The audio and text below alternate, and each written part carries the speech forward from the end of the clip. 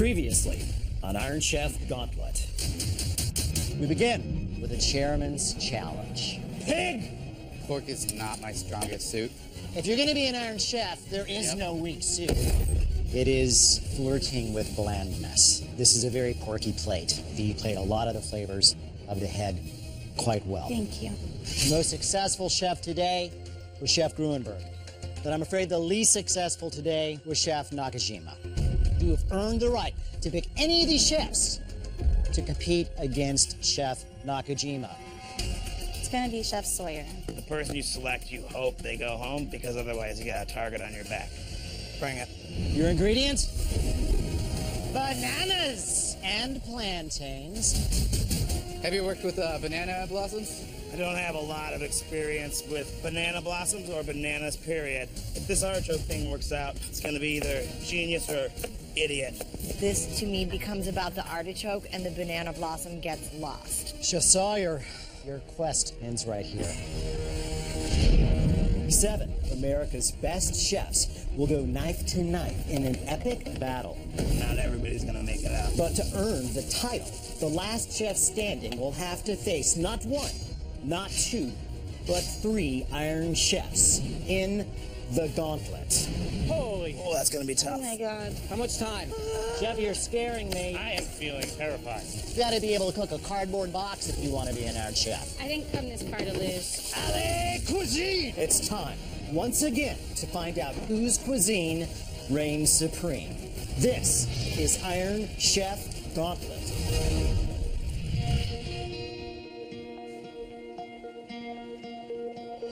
After 2 eliminations, it's starting to become real. Chef Sawyer was at the top of my list of who to watch, and beating him in an elimination round gave me some confidence. I want to get to the Gauntlet. Welcome back, chefs. Does it seem like the kitchen's a little bigger today? Oh, no, there's just fewer of us in here. That's a trend that will continue. There's still 5 super talented chefs that cook in all different styles. I think it's still anyone's game. I hope that this process is helping you to learn something about yourselves, but more importantly, you should be learning a thing or two about your fellow competitors, because Iron Chef Gauntlet is about strategy, and knowing which chef to send to the secret ingredient showdown could, as we have seen, make all the difference in the world. After watching Chef Nakajima in the secret ingredient showdown, I'm feeling like he might be the one to beat. I think we've learned so far that you never know what's going to happen. It's just going to be a little roller coaster ride. So let's get down to the chairman's challenge. Some believe that the universe is split in 2. There is yin and yang, light and dark. In the culinary world, our yin and yang is sweet and savory. Behold, today's chairman's challenge. Before you, an array of ingredients: blue cheese, beets, black beans, sesame seeds, both light and dark, and fish sauce. In a moment, you will choose one of these ingredients to cook 2 dishes, 1 sweet and 1 savory. Which ingredient will you choose? My advice, pick it quickly, because it's first come, first serve. Some of these ingredients are pretty intimidating. I wouldn't even know where to begin at this point. There are chefs who spend their entire lives conquering either sweet or savory, but an Iron Chef must master both. One of the things I work with on a daily basis is fish sauce caramel. It shouldn't be hard to do a fish sauce savory dish. Chefs, you've got 45 minutes to make 2 incredible dishes. After I taste your offerings, the least successful chef will, of course, face elimination in the secret ingredient showdown, and we've all seen exactly how that works. Time to throw down the gauntlet. Your 45 minutes begins now. You got fish sauce. Nakajima's fast, so he cuts in front of me, grabs the fish sauce first, so I grab the blue cheese. So Chef Dady goes for sesame seeds. Chef Gruenberg goes for the beets. Of course, the only thing left, black beans. Oh no, beans! Why do I have such short legs? Having black beans is just blowing my mind. All the other ingredients I use all the time in my desserts. No idea what I'm going to do. I literally have no idea what I'm going to do. Chef Izard, how are you feeling about the beans? Terrible! Chef Gulata, how's that cheese working out for you? You know what? It's another one of those ones where it's probably a little more comfortable for people, but when you get comfortable is when you make mistakes. The problem with blue cheese is that it can steal a show if you let it. Even though it is a blue cheese challenge, you've got to know how to rein it back in. I got to make a sweet and savory preparation. For my savory dish, I am making a caramelized blue cheese beet and bacon salad. For my sweet dish, I am making a blue cheese ice cream with a bacon candied squash and a pumpkin seed brittle. Looking down at Chef Gulata's station, some of those pieces of bacon kind of just percolating away with the butternut squash. But he's tossing that crumble that he's been working with. Pumpkin seeds, some rolled oats. That's kind of a standard streusel approach. Okay, next I need to get the ice cream going. Where's the black cardamom? I'll play off the funkiness of the blue cheese by adding a little black cardamom, which adds the smokiness. There it is. I'm hoping that the smokiness of the bacon and the black cardamom were balanced out that richness of the blue cheese. It freaking tastes good. Let's see if it'll freeze. And then I pass it right through a strainer and directly to the ice cream machine. Thanks for stealing my ingredient, Chef Nakajima. You might be able to smell the fish sauce from my station. And the challenge of the fish sauce is it is such a distinct flavor. Trying to balance it out is going to be hard. It's fish sauce. I'm going to do seafood. Shellfish, clams, mussels raised in shoko sake with a little bit of soy sauce, fish sauce, and sesame oil. And for my sweet dish, I'm gonna kind of risk it and do kind of a yogurt cream fish sauce dessert. I don't have time to drain yogurt out, so I'm gonna lay it flat on some paper towels, get the moisture out, whip some cream up with sugar, fish sauce, and then the main sauce is gonna be the berry sauce. All right, looking over on Chef Nakajima's station in that little Japanese mortar and pestle, we've got raspberries, and I think may already have some fish sauce in there. This dessert's gonna be very soft, so I want some kind of crunchy texture to it. So I'm gonna make some candied pecans and put a touch of fish sauce in. Fish sauce all day. Chef Grunberg, you should be able to beat us all. Really? Beat us all? Chef Nakajima, your jokes are amazing. Dude, that was freaking awesome. Almost every restaurant has some kind of beet salad on the menu. So I know I have to think of a different kind of preparation that will really showcase the ingredient, but in a different way. Hi, Chef Grunberg. Hi. Could you tell me anything that would help me to understand what the heck it is you're doing? You got a lot going on over here. I am making a beet panna cotta. So you're making a panna cotta. What's going to be your savory?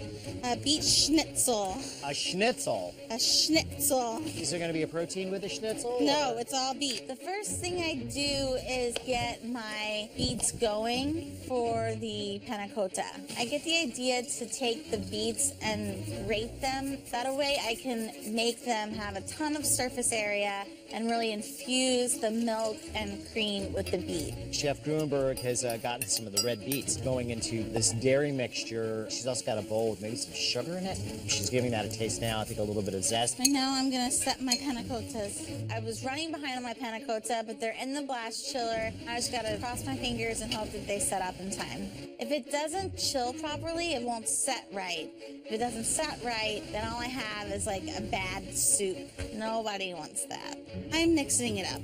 Hey, Chef Daddy, how you doing? I'm in the weeds, baby. I'm Yes, getting there. me too. I have not won any chairman challenge, so I'm feeling, I really got to come to the table today, prove my worth in this competition.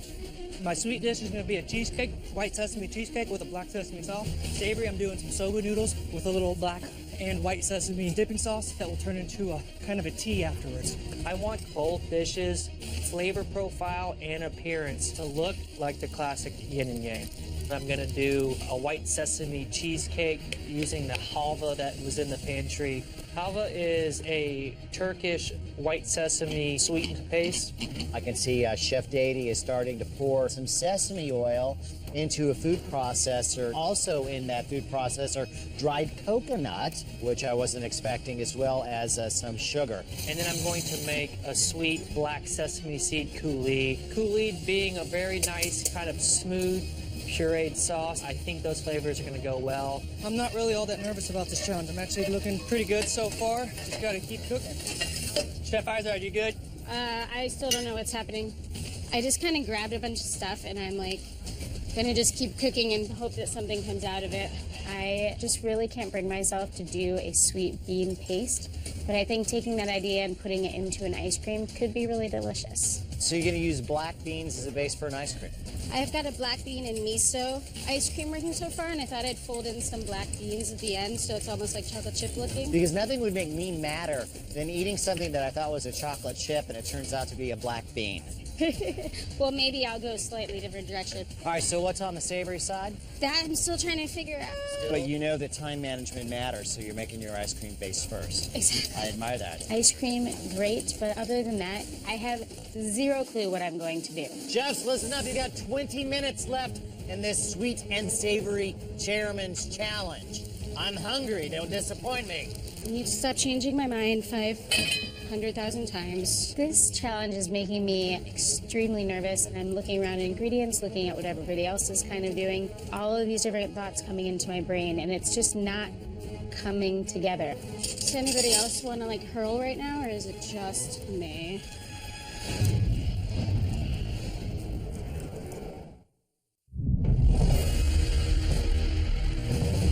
Does anybody else want to like hurl right now, or is it just me? 2 dishes in very different directions with 1 ingredient.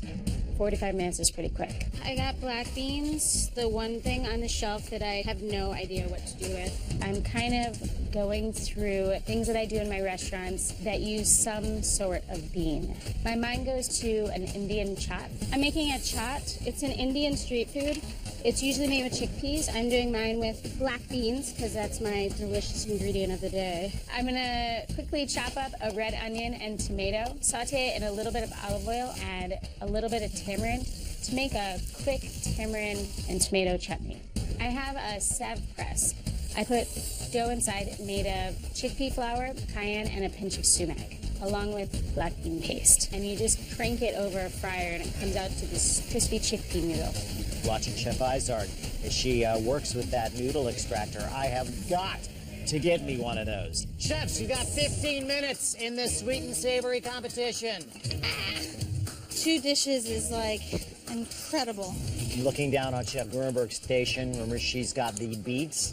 That's the panko breadcrumb with mustard powder and cayenne. She is breading those golden beets that she quickly cooked in a pan. And then in the skillet there, egg yolk, I can only assume that is going to be for what she was calling her schnitzel. Very interested in that. It's going to come down to the wire on this one for sure. So looking around the kitchen right away, Chef Dady has noodles in the form of soba. He's working with the sesame seeds. He's also got some bonito and some kombu percolating away there. He is probably going to simmer that to make a dashi of some sort.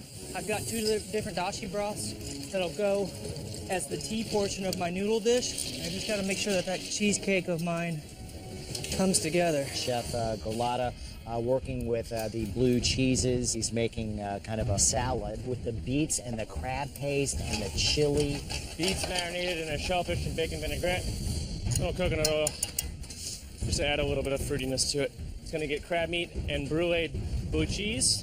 Looking at some brown sugar now being flamed on top of blue cheese by Chef Golata, trying to melt the sugar without actually melting the cheese. That's why he's using that device. And in a blender, we've got some chives, some oil, some lime leaf. So another sauce coming together over on that side of the world. Finally, we've got some seafood going down, the mussels and the little neck clams on Chef Nakajima's side. Some Shaoxing rice wine, which will certainly help to balance the funk of that fish sauce. Only thing about clams for me is each clam has a different saltiness inside. So if the sauce is salty, it's going to be very hard to control and fix later. But I gotta add fish sauce, so that adds saltiness.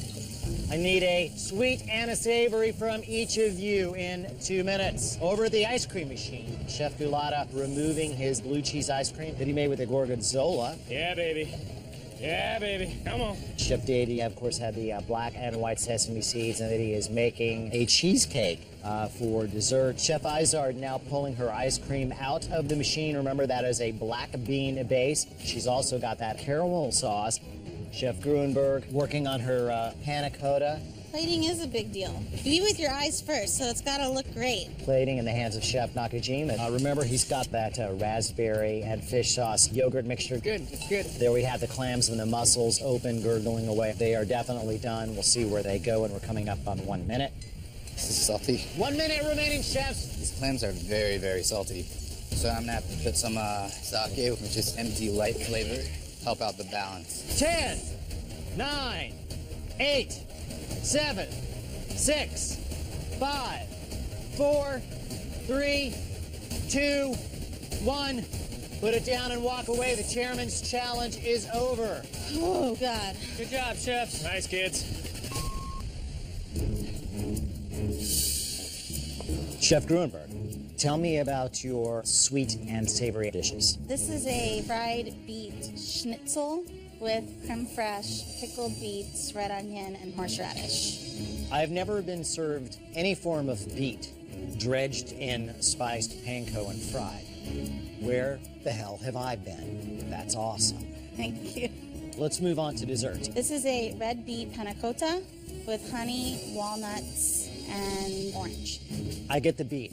It's beet forward, it's sweet, a little more work on the set. I think that got away from you a little bit. Okay. Overall, daring, risky, Iron Chefy. Thank you. Moving along. Chef Gruenberg's really made a comeback.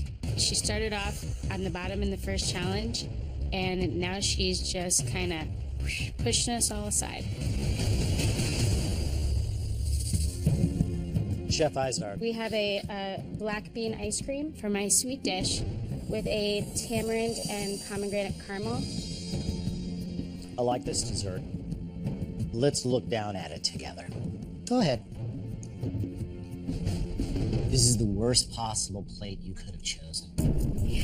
Bean flavor, it's framed quite nicely by the pomegranate, by the salt and the caramel, and the mint. So I'm giving that an A for taste and flavor. Absolutely well thought out. Your plating. Bad plating. Bad. So this is an Indian black bean chaat. It's a street food with a tamarind tomato chutney.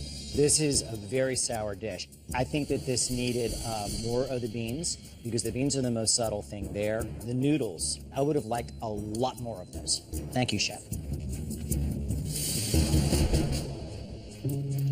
Chef Nakajima. With dessert, I had a little bit of fun. I made a fluffed up yogurt and cream raspberry fish sauce with crushed candy pecans for texture. I love this. The fish sauce is there and in a wonderful way. The consistency on the yogurt mixture, yeah, balanced, well constructed, well thought out. Absolutely delightful dish. Let's move on to your savory. For my savory course, I made manila clams and mussels that have been braised in sake with a little bit of fish sauce at the end. It's really salty. When you're dealing with simple dishes with nuances like this, which is your specialty, you know that if one thing gets away from you, even a little bit, it can drag the whole rest of the dish along with it. Perfect cook on the bivalves, but the beauty of the simplicity got away because of the salt. Thank you. It's just fish sauce and sake and Chinese cooking sake, and I think that's all he put in there. When you go that direct and that nuanced, it has to be perfect. Chef Dave. Yes, sir. My savory dish, I made soba noodles with a black and white sesame dipping sauce finished with a black tea dashi broth. You can see the plating has a little bit of the yin and the yang there as well. You know, the unfortunate thing about playing yin and yang is it creates what we call a binary plate, which means that there are two components in this dish that I am going to judge you for, and I might not like one as much as the other. That indeed is the case. Your black sesame sauce for your noodles is wonderful. Its texture is fantastic. The flavor comes through. As contrast, the white sesame version of the same thing is more subtle. The problem is you've allowed it to go into blandness. Let's move to your dessert. For dessert, we have white sesame cheesecake with a black sesame coulis and a toasted coconut nougat. I really like the black sesame seed sauce. Thank you. The white mixture was very coconut forward. The sesame seed was back there, but I had to work for it. In both cases, I do not believe you were successful with your white sesame seeds. Thank you, Chef. That was a little bit more brutal than I was planning on. It's the first time in the competition I feel like I'm at risk. Hello, Chef Galata. Carlton. We have a caramelized blue cheese, bacon, crab meat, and beet salad. I've never had blue cheese combined quite that way with crab meat in that warm state. I liked it. The number one problem with this dish is it is greasy. There's way too much oil and it's coating everything. So no matter what I put in my mouth, it's the first thing I get. Let's move on to your dessert. We have bacon candied squash with a pumpkin seed brittle and then a black cardamom and blue cheese ice cream. I'm very fond of this ice cream. You found the right spice to counter the funk of the gorgonzola. Brilliant. One of the best uses of black cardamom I've ever experienced. We have this issue of salt, and the problem is bacon. And bacon is salty. In both of these plates, I think those very kind of basic things, oil, salt, you got to get those things in control. Okay, Chef? Chef Galata put too much oil in, which made me glad because Alton said my dish was too salty. I don't think I'm going to win the Chairman's Challenge after that clam dish, but I think I'll come in right around the middle. The chef that was most successful today with the Sweet and Savory Chairman's Challenge, Chef Gruenberg. I thought I had done just about anything that could be done to a beat in most of the states, and you took me to a new place. Now, the least successful today was Chef Galata. Sorry, sir, it was just way too greasy, and the salt bomb that you put under your wonderful ice cream, I can't get past today. Chefs, if you would both join me up here, in front of the class. You know, I was feeling really good about these dishes. I thought I was near the head of the pack, so it caught me way off guard. Really knocked the wind out of my sails, I have to say. So, Chef, it is up to you to decide who will be cooking against Chef Galata in the secret ingredient showdown. What's it going to be? I'm super excited that I won my second Chairman's Challenge, but I honestly have a sick feeling. I don't want to do this. I don't want to choose somebody to go into the bottom. Just remember, Chef Gruenberg, I didn't pick you.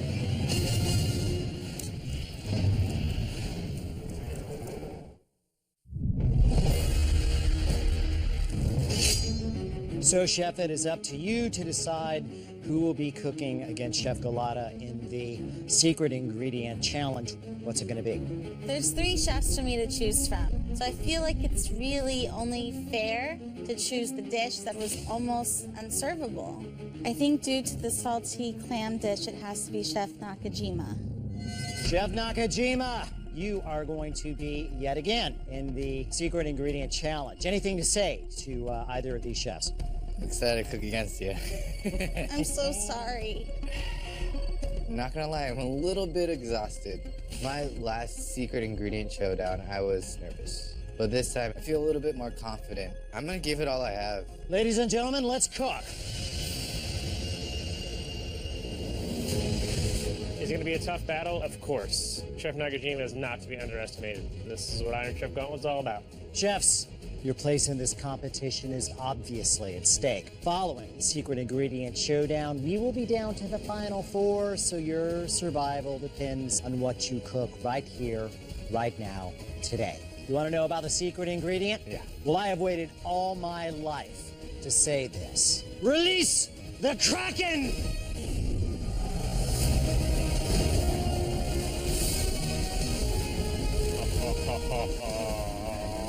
Octopus. What a great ingredient. It's good for me because it's an ingredient that I've cooked with before. I know what I like and I know what I want to do. Octopus.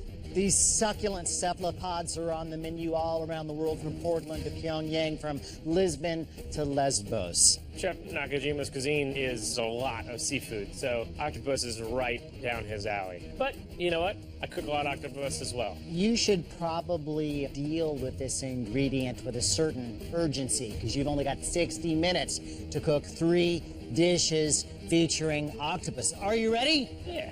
Good, because the secret ingredient showdown begins now.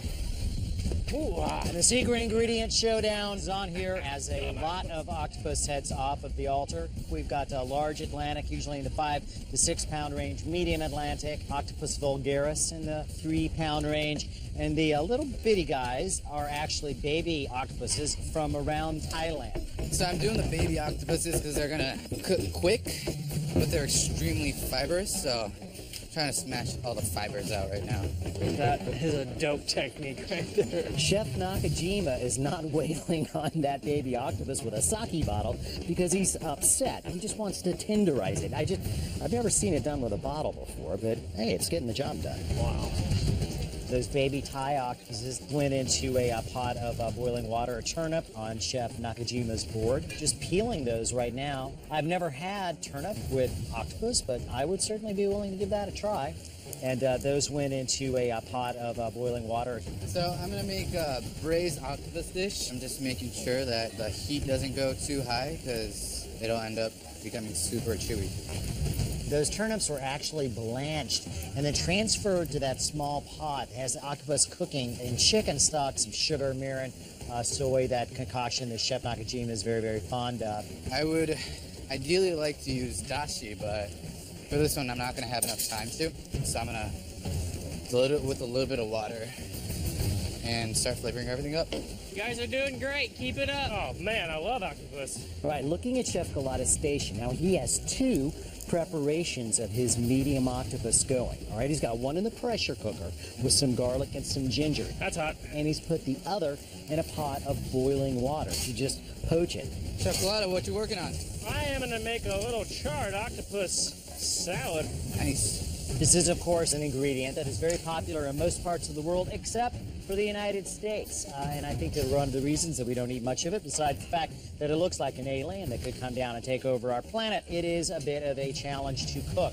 Octopus is one of those ingredients that either has to be cooked very, very quickly or very, very slowly, or else it will be tough.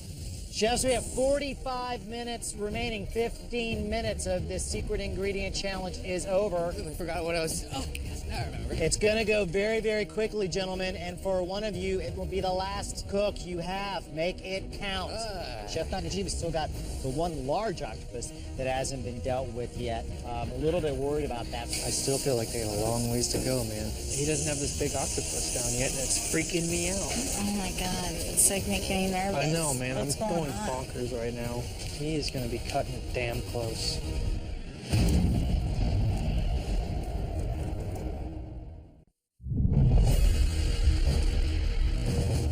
"15 minutes of this secret ingredient showdown. Octopus is over. Cook, cook, cook." Nakajima, you're running out of time, buddy. We are in the throes of Battle Octopus here in Gauntlet Kitchen. Chef Galata has baby octopus on the grill, along with two medium octopuses, one in a pressure cooker and one poaching away. Chef Nakajima is braising some pounded baby octopus, but hasn't started working on his large octopus. He doesn't have this big octopus down yet, and it's freaking me out. The large octopus, I'm just going to use a leg. One of the larger tentacles over on Chef Nakajima's station. That's interesting. Chef Galata, how do you feel about doing seafood against me? You know, I'm only marginally terrified, but I spent most of my life being marginally terrified. Chef Nakajima seems to be harvesting actual suction cups off of one of those larger tentacles. Yep, these are the suckers I'm going to fry. And the inside, I'm going to use for tempura. He's going to fry the suckers. Well, that's right. In 100 years, I would have never thought to take the suckers off and fry them. The sucker has a lot of texture, so lightly frying him and then putting it in a vinegar marinade is going to make him taste delicious. Looking good, guys. My first dish is a fresh tomato curry with sliced octopus, avocado. Second dish, grilled octopus, cuttlefish and aioli. That one will also have a little olive marmalade on it that I gotta get going here. And last, I'm gonna do a little paella negra. Chef Galata is actually kind of pan frying chorizo and, oddly enough, harissa paste. Maybe he's flavoring the oil, I don't know. So I'm making a little harissa oil that I'm gonna use to paint onto this octopus to kind of get it nice and tasty. This purple Peruvian potatoes did go into the saute pan along with the chorizo and harissa. I love potatoes and octopus. Okay, things I need to do now. I need to make an aioli. Now, in that food processor he's working with, he's got some lime leaf in there, some garlic, lime juice, egg yolk, some rice vinegar, and some oil. So, an aioli of some type. Okay, good. So that's done. All right, so Chef Galata's done with that aioli. He's scooping some of it out into a container. Now he's adding cuttlefish ink to the rest of the aioli, still in the food processor. I love that. That's a good idea. Chef Galata using a mortar and pestle, pounding together some garlic, ginger, and shallot. He's using some of that mixture to cook with the rice for his paella. I need to start the curry paste. I need to start a curry. And now it looks like he's adding some, I think it's cumin, coriander, and definitely Szechuan peppercorns into that mixture, pounding that down again with the mortar and pestle, and adding that to some shrimp paste. Now, I'm guessing that is going to become his curry. I'm going to marinate the tomatoes and add it to my curry. He's got some tomato, some fish sauce, some sambal, fairly spicy chili paste from China, in that vacuum bag. So I guess what he's trying to do is to infuse those tomatoes with those flavors as quickly as he can by sucking all the air out of that bag. Over on Chef Nakajima's side, baby octopus cooking. He's kind of giving those a bit of a check. So I'm gonna make tempura fried octopus and shimeji mushrooms, baby octopus braised with turnips, and octopus sucker with pickled cucumbers. I'm cutting cucumbers. I want to use the cucumbers as kind of a clean texture profile because I want to make sure that the octopus flavor really comes out on this dish. Chef Nakajima adding salt to his cucumbers and then rinsing, thus purging the excess water from inside in an effort to make them crunchier. I'm making a little play on paella negra, cuttlefish ink. It's going to act as a creaming agent, and it's going to add some salt and a little brininess with arborio rice, coconut milk, fish paste. Paella negra, or black paella, is of course, the Spanish name for the famed rice dish that's cooked in a wide, flat pan, but in this case is colored with cuttlefish ink. Yeah! Chef Galata is mixing together some tomato, citrus, and olives, which I bet will be the olive marmalade he was talking about. I'm going to grill these avocados. I think this is going to go on my fresh tomato curry. We've got avocados that have gone directly down on the grill over on Chef Galata's side. I didn't see that coming, but there's been a lot over there that I didn't see coming. Hey, Chef Nakajima, what you working on? I am getting ready to tempura fry my octopus, but I'm making it extremely thin, and I want to wrap it around mushrooms and tempura fry. Very, very thin, sushi-style cut being done on that skinned tentacle. I'm prepping up my octopus for tempura, making sure you can chew through them. Interesting little maneuver as he scores this tentacle. You see he's using that chef's knife. He's wrapping the octopus around the mushroom. Mushrooms, and he's going to tempura that. Wow, that's beautiful. I'm going to make a easy tempura flour batter for my rolled octopus and shimeji mushrooms. Chef Nakajima is now mixing flour, cornstarch, baking soda, egg yolk, and water for his tempura batter. Now, baking soda and soda water are kind of interchangeable, but essential to giving tempura those kind of crunchy and delicious air bubbles. Chef Nakajima over at the fryer took those tentacle-wrapped pieces of shimeji mushroom, put that into his tempura batter. Well, the whole thing has gone into the fryer, so that's going to be his tempura. When in doubt, just turn it into tempura. Time check? You've got 12 and a half minutes. That's not very long at all. And it's amazing how quickly it will go. You'll be like, oh, 12 minutes, I got plenty of time's up. What? Chef Galata's running around the kitchen with a bowl in his hand and a whisk.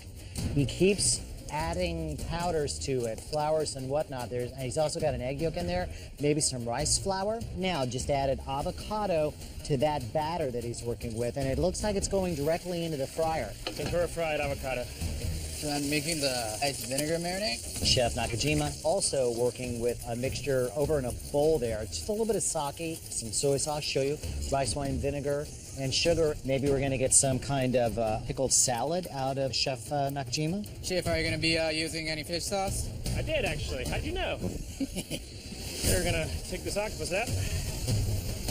It's done. Thank God for that. That medium octopus coming out of the pressure cooker over on Chef Galata's side. He is rushing that over to the blast chiller. I want to dry the skin up a little bit, tighten it up a little bit. We look over on the cutting board of Chef Galata. We can see his second medium octopus preparation. That was the one that he just open poached. Looks like he's happy with it. He's just going to let it rest. Chef Nakajima looks like he's just frying a shiso leaf. Remember the mint family? Lightly battered Shiso leaf brings such a nice, bright, almost menthol feel to a tempura plate. There's a lot more flavor in it when it's been heated a little bit. All right, Chef Galata now taking the cherry tomatoes that he is marinating in the vacuum seal. Those are coming out, and going with his octopus salad. 3 minutes left in the secret ingredients showdown. Cook, chefs, cook. You have very little time left. I gotta get a lot of stuff going here. The leads. You don't want to like go and help them. Chef Galata breaking down the baby octopus. He seems to be happy with the doneness on that, and is now just adding chunks right on top of that fried avocado and tomato curry. We're in the final moments of Battle Octopus here, and the chefs are starting to plate up in the Gauntlet kitchen. Chef Nakajima's first course is shimeji mushrooms rolled inside an octopus tentacle and tempura fried. All right, his second course, salt pickled cucumbers with fried octopus suckers and soy vinaigrette. And his third course is braised baby octopus with turnips and a miso vinaigrette. Plate it up. Yeah. Just in case his crunchy cucumber salad's not crunchy enough, Chef Nakajima now adding some tobiko or flying fish roe to that dish. I mean, that's freaking original. 45 seconds. 45 seconds. I'm not gonna make it. Chef Galata's first course, okay, was a poached sliced octopus salad with fresh tomato curry and fried and grilled avocado. His second course, grilled baby octopus over a cuttlefish ink aioli and with a tomato olive citrus marmalade. Woo! Then his third course is a cuttlefish ink paella, shrimp paste, prawns, clams, and lime leaf aioli. Plate, plate, plate. 10, 9, 8, 7, 6, 5. Let's go, guys. 4, Finish strong. 3, Yeah, you got it. 2, 1. Time is up. Chefs, the secret ingredient battle of octopus history. Well done. Good job, guys. Woo. That was impressive. Nice job. You smell sweaty. I am a little sweaty. I want a hug.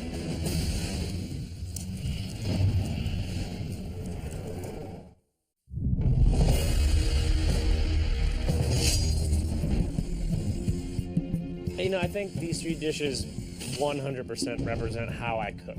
I'm very big on texture. I'm very big on bright flavors. They're going to build from dish to dish, but you're still going to think that each dish is an octopus dish. Chef Galata, say hi to your judges. First, we have chef, restaurateur, cookbook author, host, Jada De Laurentiis. An honor. Who better to judge a prospective Iron Chef than the real thing? He walked in your shoes, he competed, and now he is Iron Chef Mark Forgione. See you, Chef. The guy's a legend. He knows food. He's been through the same thing that I'm going through now. He's a badass cook. So, the subject is octopus. Chef Galata, announce your dishes. Your first course will be in the bowl, a poached octopus salad with a fresh tomato curry, and then there is both grilled and fried avocado, and then some cherry tomatoes that were pressed with nukmam and chili. I don't think I've ever had fried avocado before. Haven't? I'm from New Orleans. We fry everything. I love fresh tomatoes like that, but it had a warmth that usually you don't get, and a little kick of spice, which was really nice. To me, it tastes more like a gazpacho than It a does. curry. I mean, not like that's negative. Between the avocado and the tomato, those were the highlights of the dish. Yeah. Octopus, on the other hand, although cooked perfectly and delicious, it's pretty basic, right? Yeah, it almost felt like the octopus just fell into a Correct. delicious gazpacho. I don't know if I necessarily looked at this as an octopus dish. Whenever you do these battles, you know, the star has to be the octopus. You know, that can be a challenge in the Iron Chef battles. Which, again, when I'm standing over there, I can't stand when people say that to me, but... Which is a good reason to say it. Let's move to the second course. The second course is grilled baby octopus over a cuttlefish ink aioli. There's some fingerling potatoes that I poached in the chorizo oil and then fried. And then there is an olive, tomato, and citrus marmalade on the plate. And then the whole thing is finished with a little butardo. There's something like a sweet and sour thing that's happening. Oh, wow. Just heard Jada go, wow. I mean, the same thing happened to me. It's really got a punch. Delicious. The minute it goes in your mouth, it wakes up all your senses. I mean, what you do with tomatoes is quite fantastic. New Orleans Sicilian. All right. That's Yeah. The octopus, it's tender, but Soft, you get that buttery. crunch from the grill. Your tentacles are crunchy, but the center is nice and buttery. I can tell that this is battle octopus when I eat this. For sure. That was the highlight of this dish. Thank you. One negative thing, you left the beak in one of my pieces. Sorry to be the bearer of bad news. I missed one. Let's move to the third dish. Your last course is sort of a play on pie and negra, pressure cooked octopus, clams, shrimp. There's a little bit of lime leaf aioli on top. There's also coconut milk in there. There's also cilantro in there, just to keep it sort of light but also rich. I love the idea of the black surface and everything else just set on top of it as if it sort of shines a spotlight on it. I always like seeing okra in the game. The octopus is very tender. The octopus is cooked very well. The only thing I would say is that I would have wanted a little more octopus at this point, since that's the main ingredient. I don't want it to fight with the shrimp and the clam. Understood. The shrimp paste on the bottom first was genius. The shrimp flavor explodes in your mouth, but not in an overpowering way, and it actually went really well with the octopus. But I think you could have just gone with a beautiful grilled octopus as opposed to a mixed seafood dish. Okay.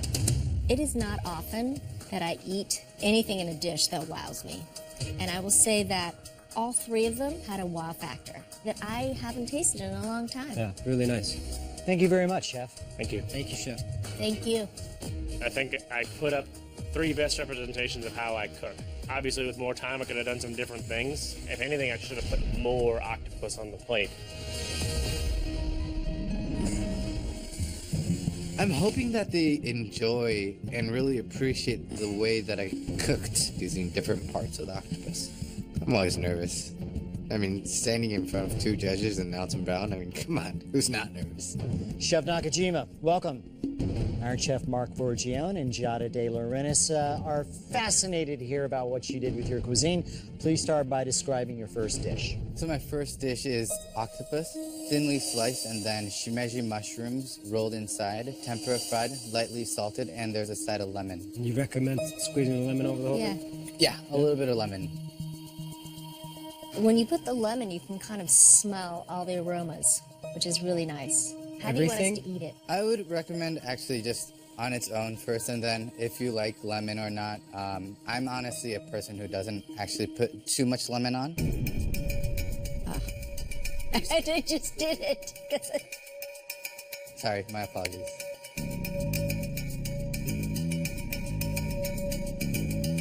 This had a chewiness to it that I enjoyed. Because of the crunchy from the tempura and then the chewiness from the octopus, it gave it 2 kind of opposite textures going. I appreciate the fact that the mushrooms are studded in there like that. It shows some thoughtful technique, and I enjoy eating the shiso after. The shiso was delicious, nice and crispy and light. I unfortunately put too much lemon on mine, so to me it was just chewy. I had a hard time eating it because of it. You need to control all the seasoning. Don't let the person eating the dish decide, because obviously I ruined it. Look at her lemon, and look at then his. look at my lemon. So we just had 2 different dishes. Yeah. You know? Next dish? Since you guys just had fried food, I made kind of a light acidic course. And I just used the suckers of the octopus.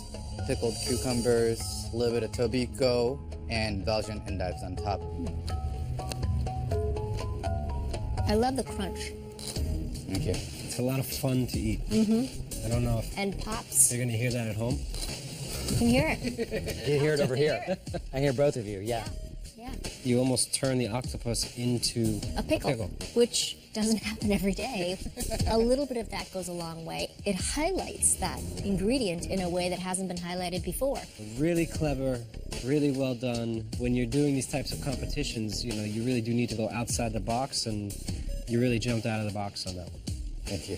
Take us to the next dish, Chef. I used baby octopus braised with turnips, so the flavor of the turnips go into the octopus, the flavor of the octopus go into the turnip as well. And with it, I used a little bit of chicken stock.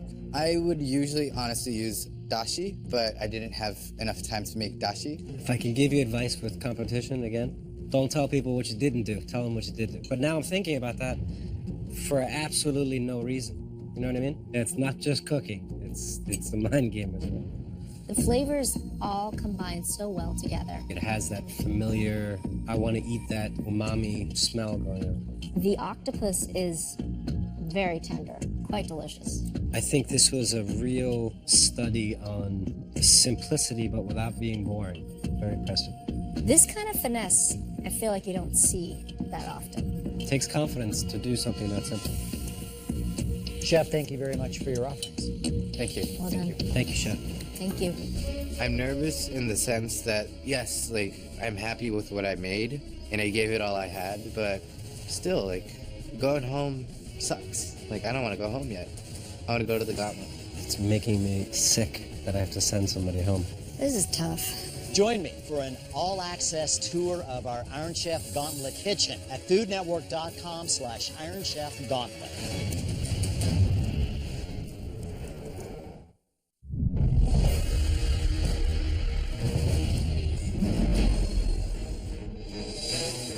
I gave it everything I had. I feel like the dishes I made are very Iron Chef worthy. Hope for the best, expect the worst. I think what makes an Iron Chef is coming up with something new and different every time. All in all, I am proud of the dishes that I put up. Definitely. Chefs, first want to say thank you for cooking today. The judges were able to give a total of 20 points to each of you, should they desire. 10 of those points applied to taste and flavor, 5 plating and presentation, and the final 5 for originality and the use of the secret ingredient, making a total of 40 possible points to award. They have given me their totals, and I want you to know it was a split decision. The judges did not agree on who did the best job here, but as always, we go by the numbers. We total the scores. And so the winner of this secret ingredient showdown with a total of 32 points versus 27, Chef Nakajima. Congratulations. Chocolata, I could tell you that whole thing about great chefs and bad days, but sometimes it's just luck. And I think today just wasn't your day, but thank you very much for being with us, and good luck to you. Thank you. Thank you, Chef. Thank you, chefs. Good job. Thank you. It's a bummer to hang your head and go home, but at the same time, I cooked what I cook. See y'all later. I have a newfound respect for what it takes to become an Iron Chef. Iron Chef Gauntlet is no joke. Chef Nakajima, going back with the rest of the crowd. Congratulations, you're in the final 4. Thank you. Congratulations. Congratulations. Winning twice in a row, it's teaching me how to become an Iron Chef. I cooked with my heart, and I'm ready to get to the Gauntlet, whatever it takes. Classic combinations. Come on. Celebrate it and reimagine it at the same time. To reinvent the flavor combination is hard. I should be an Iron Chef. Don't be ruining Alton's palate before he gets over to my dish. I don't know how strong of a pairing this is. Damn. This is the most impressive use of the secret ingredient. Dynamite. Holy moly. It came across boring. Huge mistake.